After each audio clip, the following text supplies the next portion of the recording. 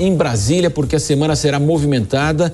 Comissões parlamentares de inquérito. Bruno Pinheiro está conosco. Bruno, nós então tivemos já a leitura e agora a expectativa da instalação das comissões nesta semana. Muito bom dia, uma ótima semana a você, Bruno. Exatamente, a expectativa é que essas reuniões já aconteçam esta semana. Você uma ótima semana, sempre uma honra, uma alegria, uma satisfação e é muito bom recebê-lo novamente aqui no Jornal da Manhã, segunda edição. Vamos lá acompanhar e entender essa agenda, uma semana cheia, uma segunda-feira que está começando assim, sem muita movimentação no Congresso Nacional, mas a partir de amanhã a gente já vai ver um cenário totalmente diferente. Na quarta-feira, existe já essa expectativa de reuniões que já vão acontecer na CPMI do 8 de janeiro. Essa é a expectativa do líder do governo no Congresso Nacional, que é o senador Randolfo Rodrigues, e é claro que nomes da oposição também. Na última semana, já indicaram os nomes que vão atuar diretamente ali no enfrentamento, que vão apresentar as convocações. Agora já com essas indicações ok, com esse resultado, aí sim essas reuniões já vão acontecer. Só que a expectativa, existe uma certa orientação de só iniciar essas reuniões, essas convocações, assim que chegar o arcabouço fiscal. Essa expectativa que nós já adiantamos aqui hoje é que essa reunião aconteça hoje à noite, e aí logo na sequência estará autorizado, já que o foco de aliados de Lula é justamente essa agenda econômica, realmente esse arcabouço fiscal aqui no Congresso Nacional. Em segundo plano, aí sim vem essa investigação que é a CPMI do 8 de janeiro. E é sempre importante ressaltar, na verdade, que isso não era de interesse de Lula autorizar, ou seja, que fosse instalada uma CPMI e nem mesmo a CPI do MST. Então, são assuntos que vão iniciar já nesta semana e que vão incomodar o governo, ou seja, a oposição vem se articulando da mesma forma que aliados do governo começam já também se articular. De um lado existe a oposição colocando esse foco numa linha de investigação de uma omissão, usando as imagens onde surge ali o ex-chefe do GSI, entre aqueles invasores, inclusive também aqueles relatórios que foram enviados ao ministro Flávio Dino, e de acordo com a investigação inicial, houve uma certa omissão e aliados do governo vão justamente numa linha de um planejamento de golpe de Estado, que vários militares chegaram a conversar através de aplicativos de mensagens, uma tentativa de golpe de Estado. Então, as duas linhas já estão ok, o enfrentamento vai iniciar nesta semana. A gente vai acompanhar, que será um assunto acirradíssimo, na verdade. A gente vai rever alguns nomes que atuaram na CPI da Covid e justamente são assuntos que vão reunir. O senador Zalci Lucas está chegando aqui. Senador, vem para cá rapidinho para a gente conversar, aproveitar a gente está ao vivo na Jovem Pan. Uma semana agitada, eu estou comentando que a semana começa a partir de amanhã agitada. Hoje é um dia que não tem tanto movimento, mas já inicia a CPMI do 8 de janeiro, MST, são assuntos que vão incomodar aliados do governo no Palácio do Planalto, né? A expectativa é grande, né? Que essa semana a gente possa reunir já os membros e já definir a instalação, né, da CPMI. Tem muita coisa para esclarecer, muitos documentos, muitos vídeos que foram, que estavam inclusive em sigilo, né, que agora não está mais. Mas nós queremos dar realmente uma transparência muito grande nisso aí. E se houve inclusive uma certa omissão daqueles documentos, dos informes que eram enviados ao ministro da Justiça, a outros órgãos, e que aparentemente foram ignorados aqueles relatórios? Com certeza, isso aconteceu mesmo. Eu não tenho nenhuma dúvida que o governo federal poderia ter evitado tudo isso. Ok, senador, a gente vai acompanhar. Uma ótima semana ao senhor aí. Tá bom, um abraço. Tá bom, então é isso, a gente continua acompanhando o nosso jornalismo feito ao vivo aqui no Jornal da Manhã, viu, Marcelo? Né, Bruno, e como você falava há pouco, né, nós teremos uma inversão de posições, né? Na CPI da Covid nós tínhamos lá o relator Renan Calheiros, Randolfo Rodrigues e também Omar Aziz. Eles, desta vez, vão jogar na defesa do governo, e claro que a oposição, ela vai escalar aí o senador Mourão. Teremos aí também a família Bolsonaro presente lá também nessa comissão parlamentar mista. O que você pode falar dessa expectativa? Vai ser um grande embate, né? Os governistas garantem que a oposição quer reescrever a história do dia 8 e, por sua vez, os oposicionistas, como disse há pouco agora Isalci Lucas, o governo do Lula sim tinha responsabilidade também pelo que ocorreu no dia 8 de janeiro, Bruno.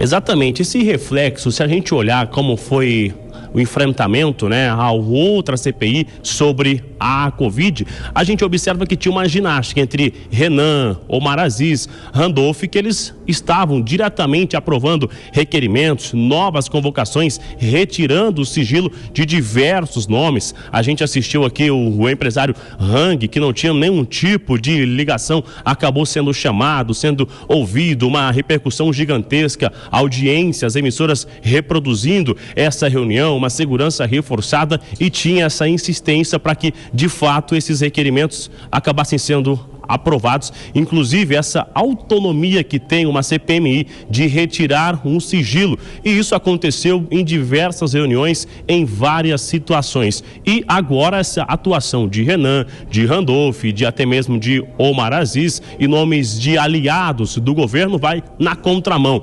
justamente ao inverso do jogo que eles já fizeram. É evitar que esses nomes sejam chamados, evitar que exista uma imagem ruim do governo, ou seja, evitar que os ministros sejam chamados, e se caso acontecer que os ministros sejam chamados, para que haja um número lá dentro durante essa reunião, para que possa criar um cenário para deixar o ministro, esse convidado, muito à vontade. Então é justamente isso. E de outro lado, a oposição acaba até mesmo se antecipando em algumas situações, já com essa visibilidade que haverá uma certa dificuldade em aprovar um tipo de chamado, de convocação ou até mesmo de convite. Estão chamando esses ministros aqui em várias comissões, na comissão de segurança, na comissão de assuntos econômicos, enfim, para chamar esses ministros para que possam explicar aqui, antes de chegar na CPMI, porque haverá uma certa dificuldade. Será necessário um certo acordo também,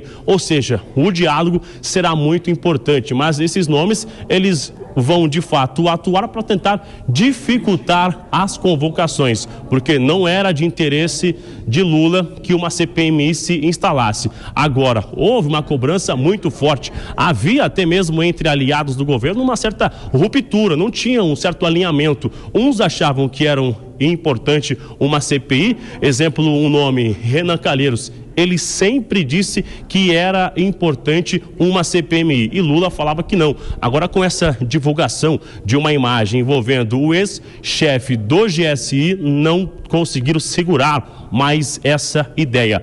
Autorizaram no mesmo dia que o G. Dias acabou sendo exonerado, que era necessário investigar essas imagens. E o que vale ressaltar é que as imagens estavam sobre um sigilo, só que Lula não tinha nenhum conhecimento em relação a essas imagens, que vários militares estavam lá naquele emblemático 8 de janeiro e alguns chegaram a oferecer água aos invasores que estavam lá no interior do Palácio do Planalto. Então são assuntos que vão render, e essa repercussão a gente vai acompanhar aqui na Jovem Pan.